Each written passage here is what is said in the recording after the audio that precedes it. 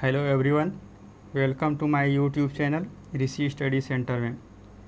चलिए दोस्तों, जैसे कि हम लोगों ने बिहार दरोगा के लिए मार्क्समैन बुक का प्रैक्टिस सेट 1 और 2 को डिस्कस कर लिया है और आज प्रैक्टिस सेट 3 है। और ये बता दें कि मार्क्समैन बुक में जितने भी क्वेश्चन हैं सारे प्रीवियस ईयर क्वेश्चन हैं। चलिए स्टार्ट करते हैं। पहला सवाल है, पुरी में रथ यात्रा किसके सम्मान में निकाली जाती है? इसका राइट आंसर है भगवान जगन्नाथ के। नासिक में कुंभ मेला निम्न में से किस एक नदी के तट पर लगता है? गोदावरी नदी के तट पर। उज्जैन का प्राचीन काल में नाम क्या था? अवंतिका था प्राचीन काल में उज्जैन का नाम। पाटलिपुत्र के संस्थापक थे। उदयन पाटलिपुत्र के संस्थापक थे। पाटलिपुत्र को किस शासक ने सर्वप्रथम अपनी राजधानी बनाया? चंद्रगुप्त मौर्य ने पाटलिपुत्र को सर्वप्रथम अपनी राजधानी बनाया। निम्नलिखित में से किस राजा ने पाटलिपुत्र बसाया था? उदयन ने पाटलिपुत्र को बसाया था। उदयन वासवदत्ता की दंत कथा संबंधित है उज्जैन से। 8वां नंबर है, प्रथम मगध साम्राज्य का उत्कर्ष किस शताब्दी में हुआ था? ईसा पूर्व 6ठी शताब्दी में। 9वां नंबर है, प्रारंभिक गणतंत्र में कौन सा नहीं था? इसका राइट आंसर है योधेय, ये नहीं था। विश्व का पहला गणतंत्र वैशाली में किसके द्वारा स्थापित किया गया? लिच्छवी के द्वारा विश्व का प्रथम गणतंत्र स्थापित किया गया। ईसा पूर्व 6ठी सदी में विश्व की प्रथम गणतंत्रात्मक व्यवस्था कहाँ थी? वैशाली में थी। चलिए 12वां नंबर सवाल देखते हैं। 6ठी शताब्दी ईसा पूर्व के 16 महाजनपदों के विषय में निम्नलिखित में से किस बौद्ध ग्रंथ में सूचना मिलती है? अंगुत्तर निकाय में। महाभारत के अनुसार उत्तरी पंचाल की राजधानी स्थित थी। इसका राइट आंसर है अहिच्छित्र में। 6वीं शताब्दी ईसा पूर्व में सुक्तमती राजधानी थी। इसका राइट आंसर है ऑप्शन नंबर सी, चेदी की। गोदावरी नदी के तट पर स्थित महाजनपद था। इसका राइट आंसर है असिक। मगध की राजधानी कौन सी थी? गिरिब्रिज यानी कि राजगिरी। निम्नलिखित में से कौन एक मगध साम्राज्य की राजधानी नहीं रहा? कौशाम्बी मगध साम्राज्य की राजधानी नहीं रहा। प्राचीन श्रावस्ती का नगर विन्यास किस आकृति का था? अर्ध चंद्राकार था। मगध के किस प्रारंभिक शासक ने राज्यारोहण के लिए अपने पिता की हत्या की एवं स्वयं इसी कारणवश अपने पुत्र द्वारा मारा गया? अजातशत्रु। नंद वंश के पश्चात मगध पर किस राजवंश ने शासन किया? मौर्य वंश ने। गौतम बुद्ध के समय का प्रसिद्ध वैद्य जीवक किसके दरबार से संबंधित था? बिंबिसार के दरबार से संबंधित था। 22वां है, सिकंदर के हमले के समय उत्तर भारत पर निम्नलिखित राजवंशों में से किस एक का शासक था? नंद वंश का शासक था। 23वां है, निम्नलिखित में से मगध का कौन सा राजा सिकंदर महान के समकालीन था? इसका राइट आंसर है धनानंद था। 24वां है, प्रथम भारतीय साम्राज्य स्थापित किया गया था? चंद्रगुप्त मौर्य द्वारा स्थापित किया गया था। किसके ग्रंथ में चंद्रगुप्त मौर्य का विशिष्ट रूप में वर्णन हुआ है? विशाखादत्त। सैंड्रो कोट से चंद्रगुप्त मौर्य की पहचान किसने की? विलियम जोन्स ने। निम्नलिखित में से किसने सैंड्रो कोट्स चंद्रगुप्त मौर्य और सिकंदर महान की भेंट का उल्लेख किया है? जस्टिन ने उल्लेख किया है। कौटिल्य प्रधानमंत्री थे। चंद्रगुप्त मौर्य के प्रधानमंत्री थे कौटिल्य। चाणक्य अपने बचपन में किस नाम से जाने जाते थे? विष्णुगुप्त के नाम से जाने जाते थे चाणक्य। कौटिल्य का अर्थशास्त्र है एक शासक के सिद्धांतों की पुस्तक। कौटिल्य का अर्थशास्त्र जो है कि शासन के सिद्धांतों की एक पुस्तक है। कौटिल्य के अर्थशास्त्र में किस पहलू पर प्रकाश डाला गया है? राजनीतिक नीतियों पर। 32वां, निम्नलिखित में से किसकी तुलना मैकियावेली के प्रिंस से की जा सकती है? कौटिल्य का अर्थशास्त्र को। चलिए 33 देखते हैं। पाटलिपुत्र में स्थित चंद्रगुप्त का महल मुख्यतः बना था, लकड़ी का बना हुआ था चंद्रगुप्त मौर्य का महल। किस प्राचीन नगर के अवशेष कुम्हरार स्थल से प्राप्त हुए हैं?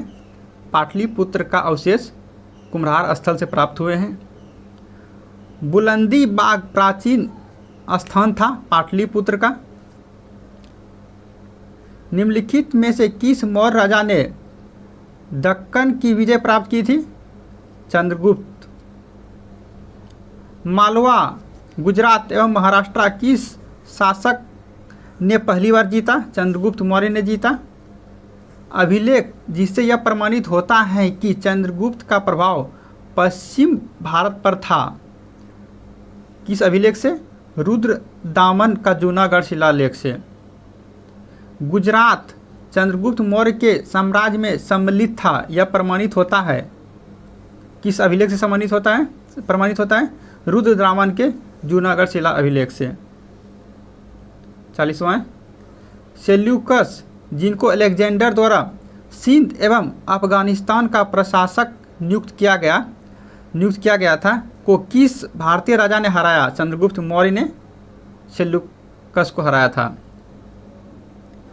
किसने सहिष्णुता, उदारता और करुणा के त्रिविध आधार पर राजधर्म की स्थापना की? अशोक ने। 42वां, निम्नलिखित में से कौन सा क्षेत्र अशोक के साम्राज्य में सम्मिलित नहीं था? श्रीलंका जो है कि अशोक के साम्राज्य में सम्मिलित नहीं था। 43 है, अशोक ने बौद्ध होते हुए भी हिंदू धर्म में आस्था नहीं छोड़ी, इसका प्रमाण मिलता है देवनाम प्रिय की उपाधि से। अशोक के शासनकाल में बौद्ध सभा किस नगर में आयोजित की गई थी? पाटलिपुत्र में।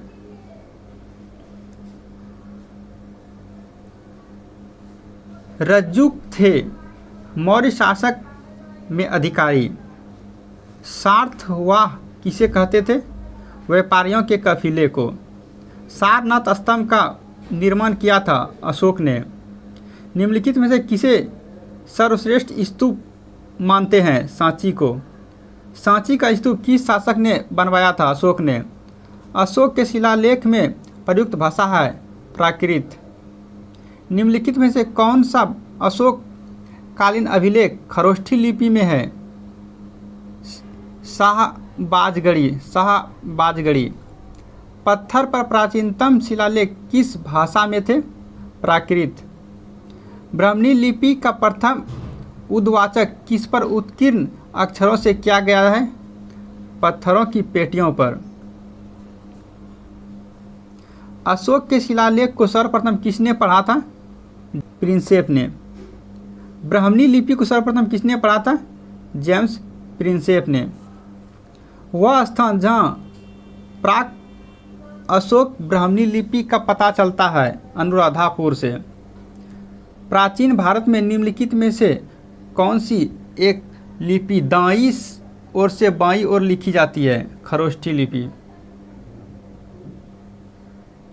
58 है, अशोक का अपने शिलालेख में सामान्यतः जिस नाम से उल्लेख हुआ है वह है प्रियदर्शी।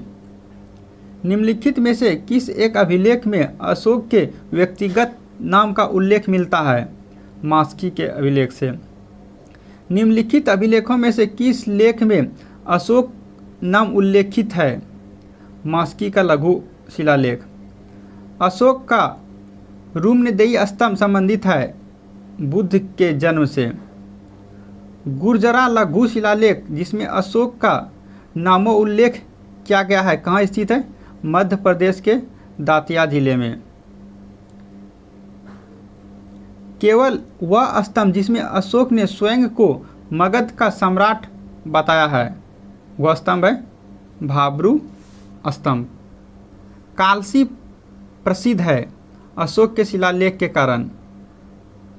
उत्तराखंड में सम्राट अशोक के शिलालेख की एक प्रति कहाँ मिली थी? कालसी में। कलिंग युद्ध की विजय तथा क्षतियों का वर्णन अशोक के किस शिलालेख में है? शिलालेख 13वां में। निम्नलिखित में से किस दक्षिण राज्य का उल्लेख अशोक के अभिलेख में नहीं है? सातवाहन। अशोक का समकालीन तुर्मय कहाँ का राजा था? मिस्र का राजा था तुर्मय। निम्नलिखित में से किस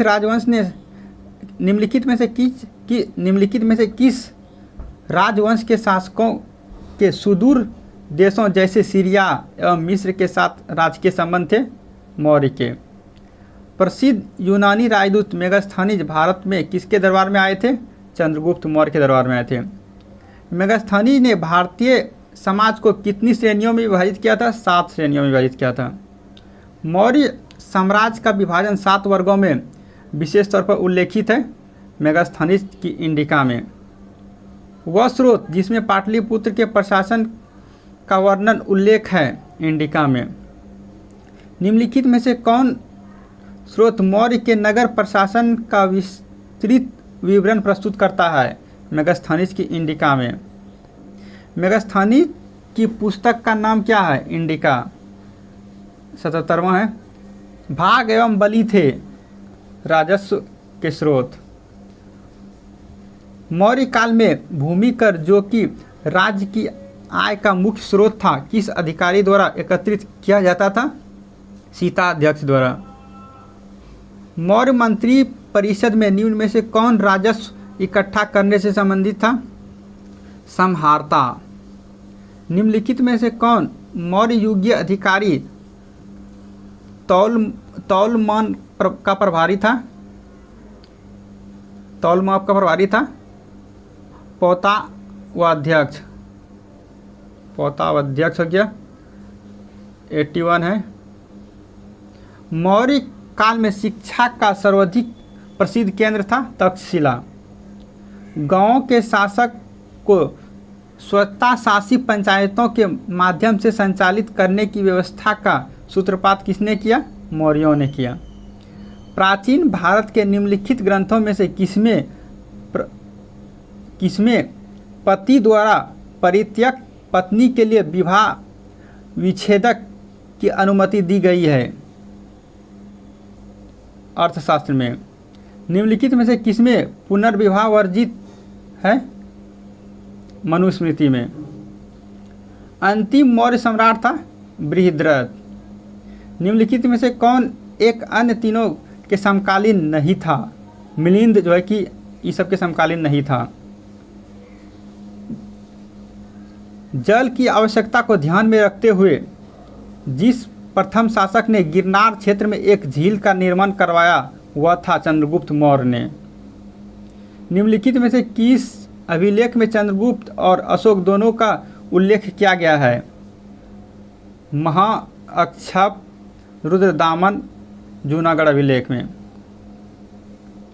उत्तरी तथा उत्तरी पश्चिमी भारत में सर्वाधिक संख्या में तांबे के सिक्कों को जारी किया था कुषाणों ने।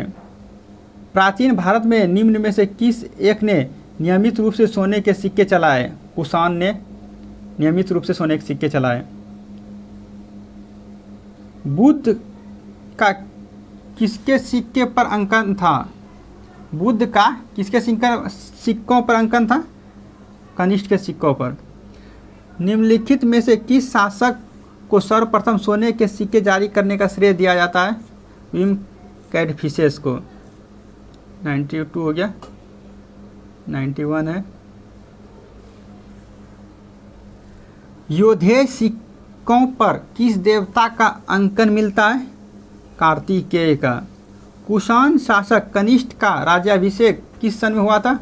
78 AD में। शक संवत कब आरंभ किया गया था? 78 ईस्वी में। विक्रम एवं शक संवतों में कितना अंतर है? 135 वर्ष। विक्रम संवत कब से प्रारंभ हुआ? 57 ईसा पूर्व में। अश्वघोष किसके समकालीन था? कनिष्ठ के समकालीन था। निम्नलिखित में से कौन कनिष्क के दरबार से संबंध नहीं था? पतंजलि जो है कि कनिष्क के दरबार से संबंधित नहीं था। 100 नंबर है और आखिरी सवाल है, निम्नलिखित में से कौन कनिष्क प्रथम के दरबार में नहीं गया था? इसका राइट आंसर है विशाखादत्त।